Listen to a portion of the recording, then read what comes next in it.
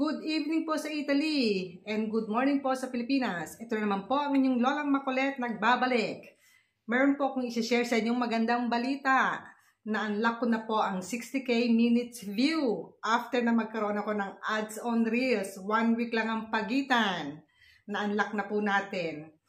And then, August 14, na-invite po ako or nabigyan ako ni Lolo Meta ng eligibility to create branded content. So, di ba, ang gandang news niyan? At ang aking pong dashboard, unti-unti na po, nagiging green color. So, yung mga red dashboard po dyan, wag po kayong malulungkot. Continue uploading. At para mapansin din kayo ni Lolo Meta sa inyong mga ginagawa. Yan lang po ang kailangan natin dito sa mundo ng social media. Continue uploading. O ayan, para maniwala po kayo, ipapakita ko sa inyo lahat itong mga na-receive nating notification kay Lolo Meta. Para naman ma-inspire din kayo sa mga ginagawa ninyong Reels. Tuloy-tuloy nyo lang po. Promise. Talagang kinakailangan po natin magtrabaho dito sa Reels kung gusto po ninyong kumita. Hindi po madali. Pero kung i-enjoy nyo lang at huwag nyo masyadong iisipin yung kikitain. Basta ang isipin nyo kung paano kayo lagi makakapag-upload ng mga content. Yun ang iisipin nyo. At kung sakali naman po mag-upload kayo ng mga content, iwasan nyo pong maglagay ng music or any sounds para hindi po kayo ma-copyright at walang violations. Yan din po ang ginawa ko sa mga reels ko. Marami po akong reels na talagang dinilit ko. Promise, honestly speaking, swear to God, talagang lahat po yan, dinilit ko. Kaya siguro ako nabigyan or na-invite ni Lola Meta sa ating ads on reels. Kasi po, from the beginning, talagang puro mga may music po. Nakikita niyo siguro, may mga sayo-sayo pa ako dyan, may mga kung ano-ano, puro may mga music yan. Ngayon wala na ako kayong makikita. Nakadelete na pong lahat yan.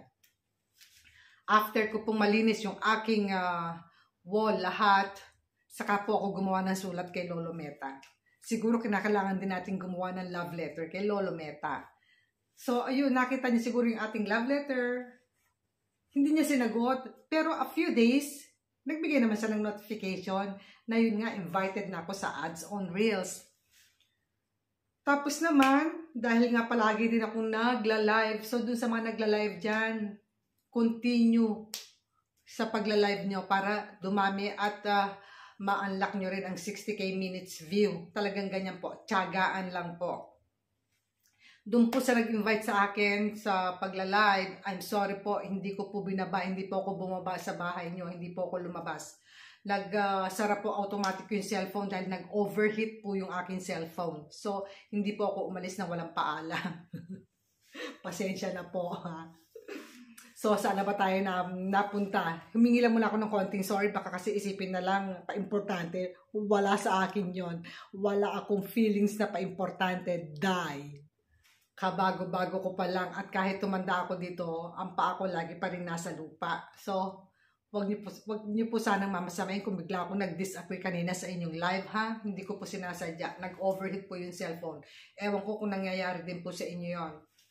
So, mabalik po tayo dyan sa pag-upload ng mga content sa mga videos. Wag niyo pong lalagyan ng music. Okay? Ngayon, kung gusto niyo, okay, nasa sa inyo yan. Kayo pa rin na magdidesisyon yan. Pero huwag niyong sisisihin si Lolo Meta kung hindi pa kayo na-invite. Dahil kinakailangan niyo muna maglinis ng inyong mga walls para ma-invite kayo ni Lolo Meta. Nabigyan kayo ng ads on Reels.